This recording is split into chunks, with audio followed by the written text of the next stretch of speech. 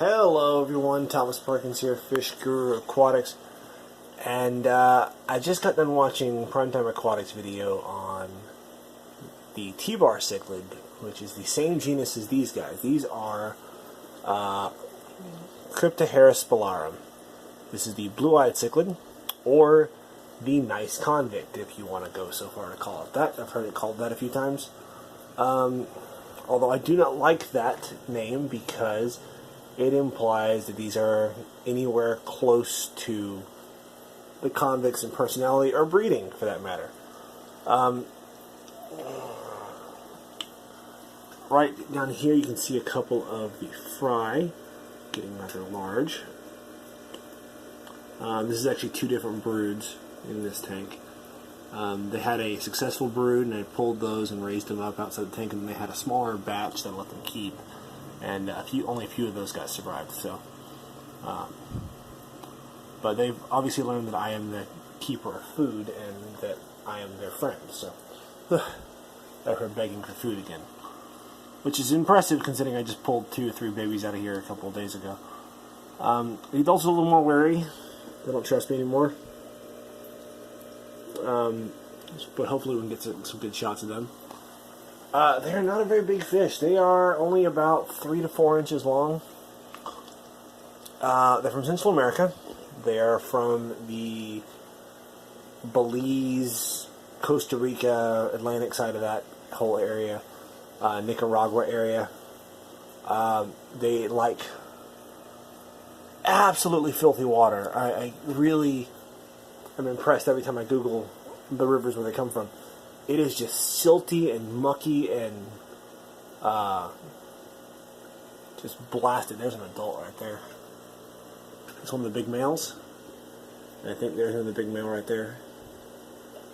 So, you can see they're not very big at all. This is a 60-gallon tank. It's about the same footprint as a 40 breeder. It's just a little bit taller. And they're doing great in here, obviously. Babies. There are 2 males and 2 females. I had 5 to begin with, but I lost one of them. And here comes the little female right there. I'm just going to see her running back in this thing. I just rescaped the tank, so they're a little bit still shaking up territory. But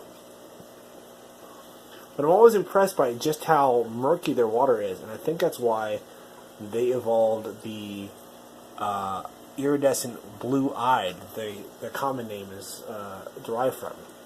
They have a bright blue iridescent eye that will not show up on camera, and that helps them. I believe that helps them keep track of each other in murky conditions, because any kind of light reflection, and they'll be able to see each other. They are not hard to keep at all. They're a little bit difficult to spawn, though, which is why I've only had 3 successful spawnings in the time I've had them. Keep in mind, these fish are only, I'm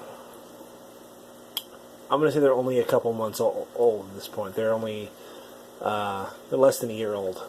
So, but they've spawned for me 3 times in that time. They ate their first clutch. The big breeding pair in here did. They, listen to this under that cable. They are a cave spawner, hence why these broken coffee cups are in here. You know, they actually like those for spawning sites. Let's get some babies in here. They seem to cling pretty close to the rockwork, partially because they just shook everything up and changed them around, but the other part of that is that's where they like to live. These guys come from the same rivers as Belize cichlids and other large predatory cichlids, and they're not very big, so they're definitely on the menu. They like to stick close to the rocks. Need a lot of cover for them to feel comfortable. They eat pretty much anything you offer them. Cichlid pellets, meaty fare, live food, whatever you really want to give them. Breeding is, they do like the water a little bit on the harder side, but mostly it's just because they like it stable. The more stable the water parameters, the happier they'll be. and they will actually, they'll pre-spawn all the time. They'll be going through and flirting and chasing each other all the time, but they won't actually spawn until you do a large volume water change after feeding live food for quite a while. So pretty much standard egg layer procedure. I did the same thing to trigger my, I don't have to trigger the geophages, but I did the same thing to trigger the angelfish. So lots of live food and then like do a big water change. They can take pretty low temperatures, I found. I got these guys down on accident one time to the upper 60s.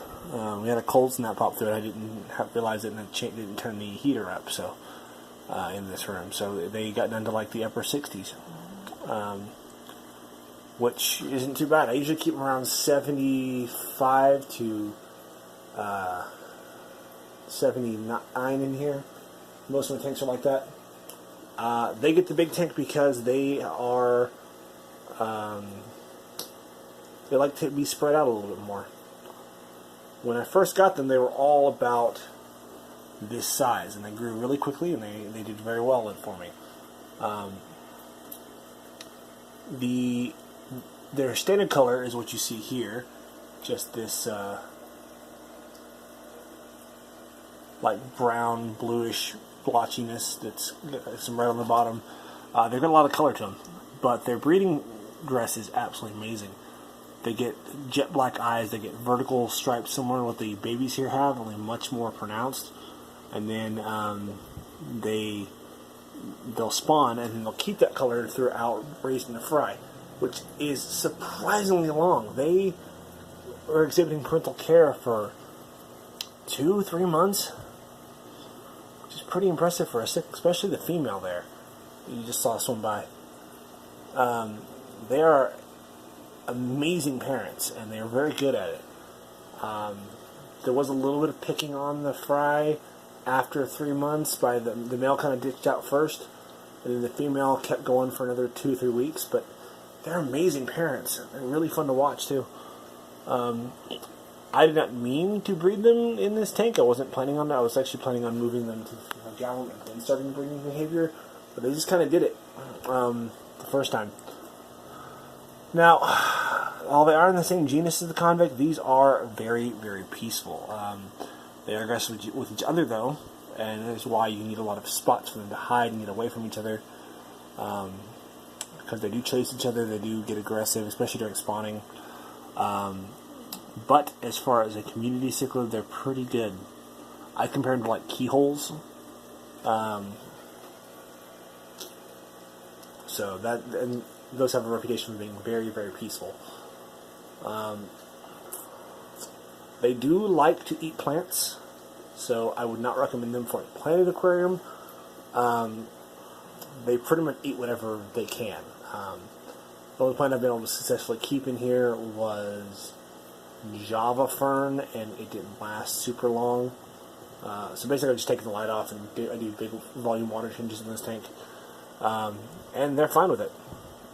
I mean, this is the light for the baby geos down below. So, all in all, they're just a really sweet little fish, and I love caring for them. They're one of the most fun fish to watch in this fish room.